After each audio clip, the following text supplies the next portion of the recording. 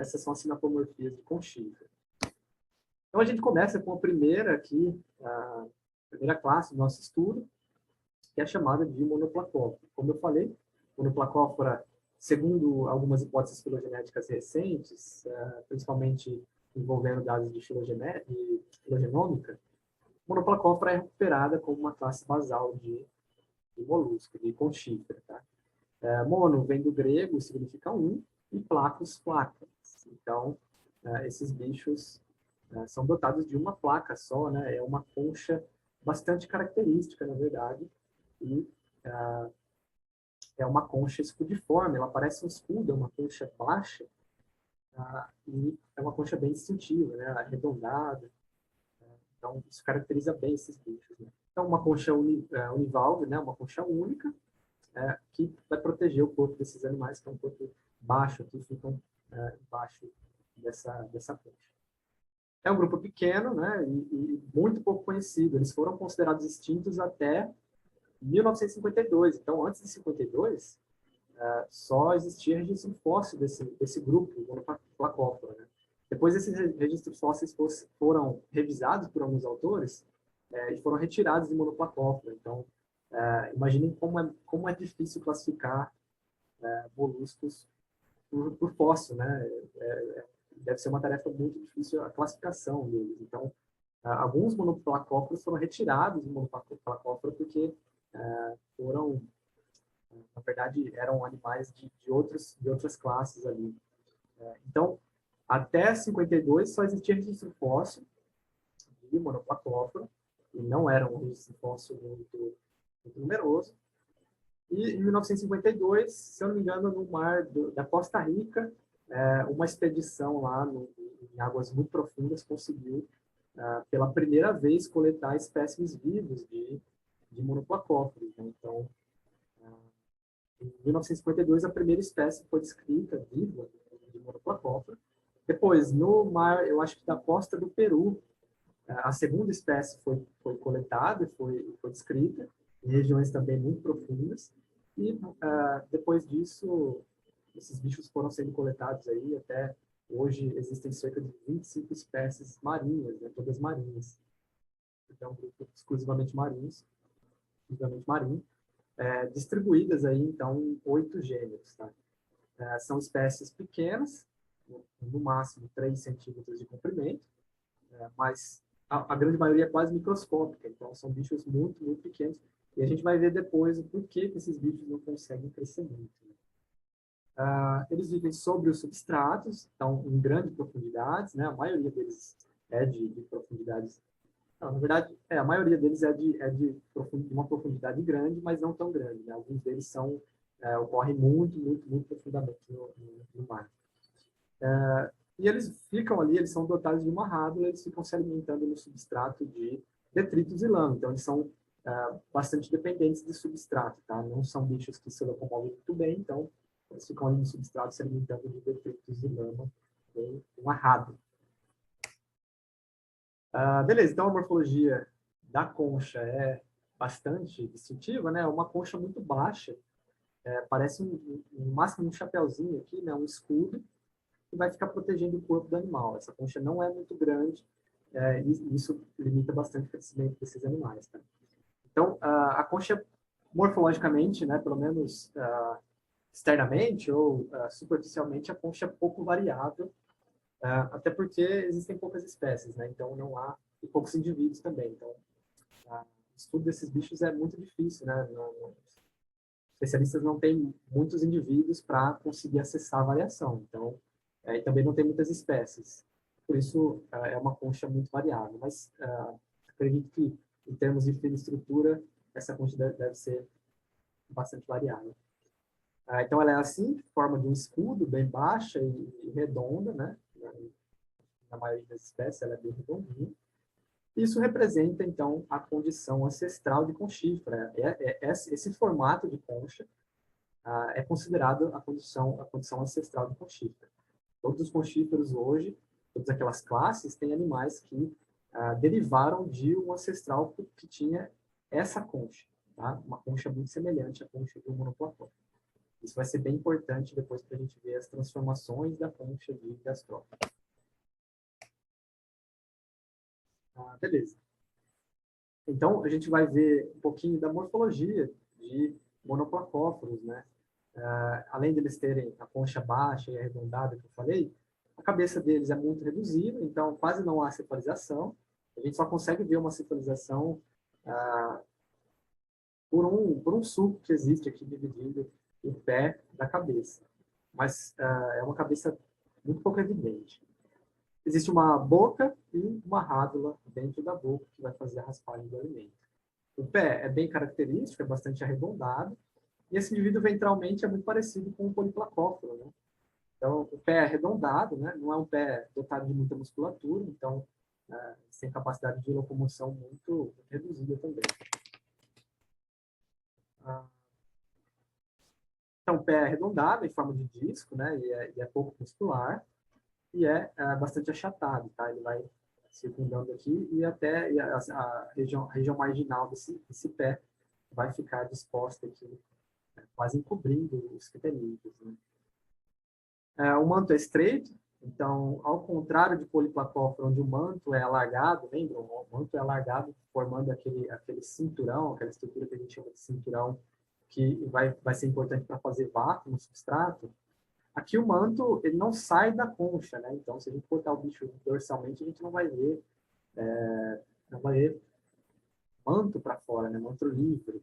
Então, o manto é muito estreitinho, mas ao contrário de poliplacófora, a cavidade do manto é muito larga, muito ampla, né? A poliplacófora tem a cavidade bem estreitinha, e enquanto o monoplacófora tem um sulco, né? A cavidade do manto, ou o sulco do manto, que vai circundando o pé, é bastante ampla, que permite que a água entre e fique banhando aqui, cria, né? Cria um fluxo de água aqui, anterior e posterior, e fique banhando os quitenídeos. Eu estou comparando monoplacófora com poliplacófora, exatamente porque algumas hipóteses colocam esses grupos como grupos irmãos, tá? Alguns autores consideram por muitas similaridades, né? Mas hoje, de acordo aí com as pesquisas mais recentes, essas similaridades são consideradas, são uma convergência, né? São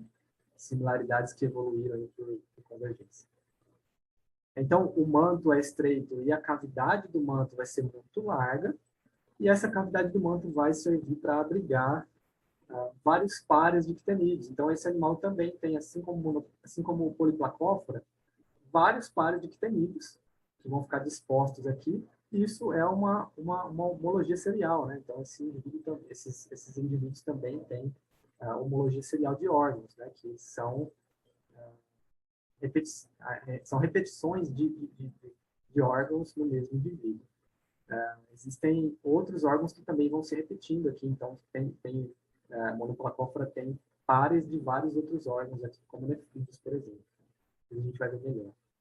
Então, há uma boca na cabeça, existem tentáculos pré-orais, né? Então, um parzinho de tentáculos pré-orais, que são sensoriais, uma estrutura aqui, um crescimento chamado velo, tá? E tentáculos pós-orais também, tá?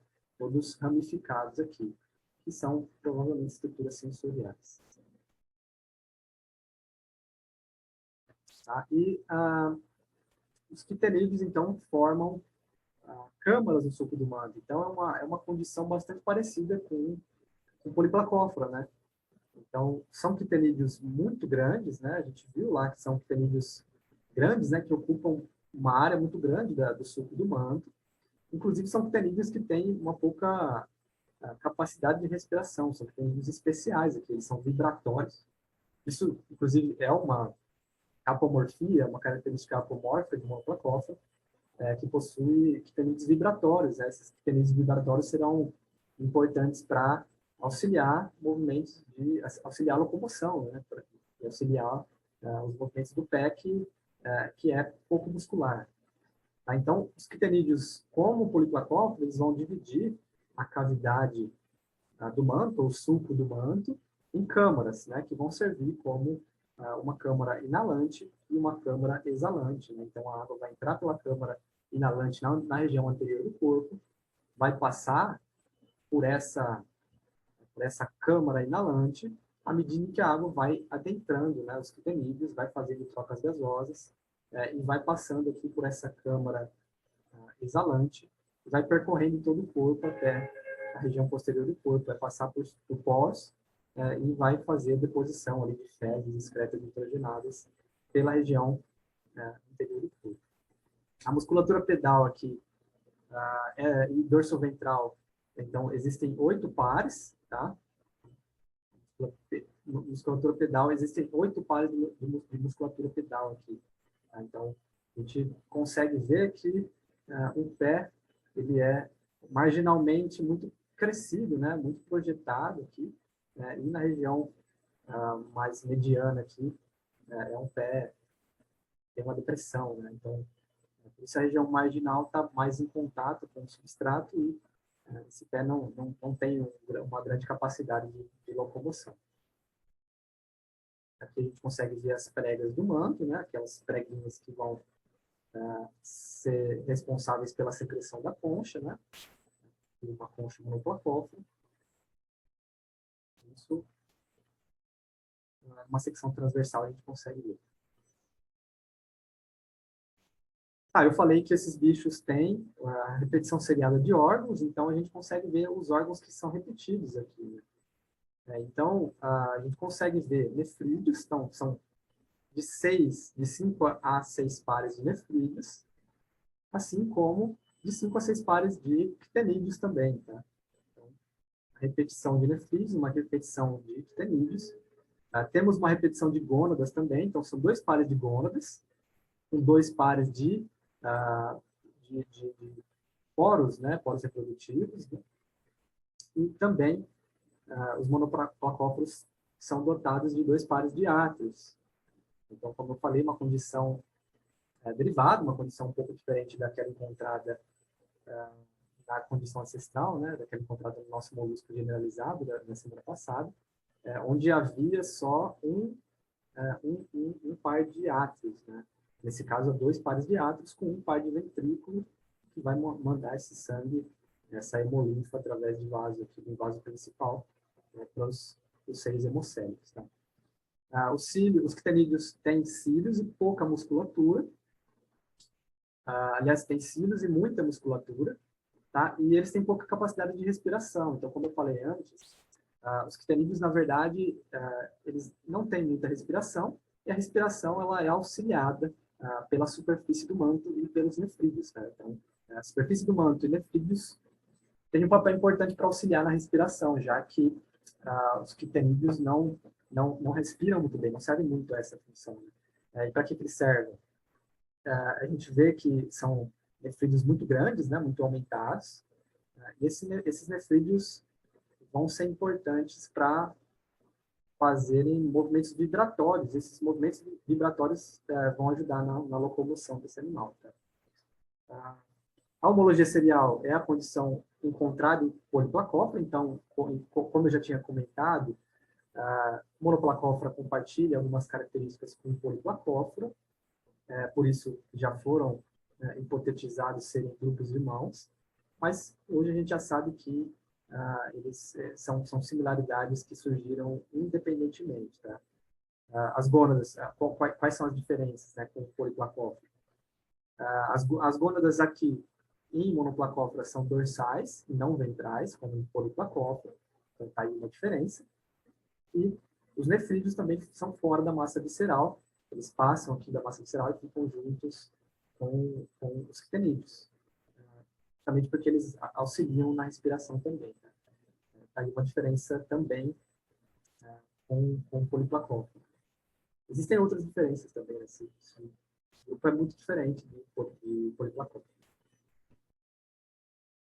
Bom, então, como eu falei, a cabeça é pouco desenvolvida e aqui não existe olhos, não existem estatocistos e nem os frágios, né, que são órgãos também sensoriais, tá? Mas também perderam os frágios secundariamente.